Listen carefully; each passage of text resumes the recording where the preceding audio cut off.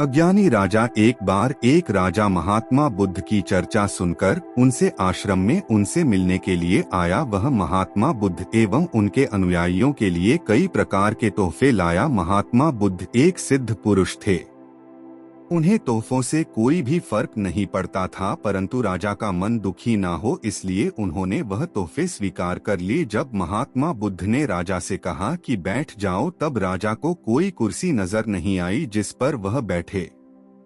तब महात्मा बुद्ध को महसूस हुआ कि राजा जमीन पर बैठना अपमान समझ रहा है। तब उन्होंने कहा कि हमारे आश्रम में कोई भी कुर्सी नहीं है, क्योंकि हम सभी एक समान एक दूसरे को समझते हैं। यह जानने के बाद राजा गौतम बुद्ध के पास जमीन पर बैठ गया, परंतु वह गौतम बुद्ध के उपदेशों को समझ नहीं पा रहा था, क्योंकि उसका ध्यान इस बात पर था कि मैं एक नगर का राजा हूँ और मैं जमीन पर बैठा हूँ। महात्मा बुद्ध ने कहा, तुम अपने साथ जो भी लाए हो वह यहाँ पर छोड़कर जाओ।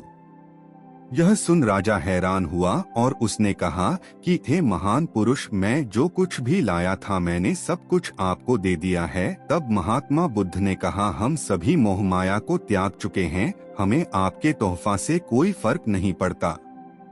मैं आपके घमंड की बात कर रहा हूँ जिसे आप अपने साथ लेकर आए थे। आपके जीवन में सुधार के लिए बेहतर होगा कि आप उसे इस आश्रम में हमेशा के लिए छोड़ जाएं। यह बात सुन राजा को बहुत अपमानित महसूस हुआ।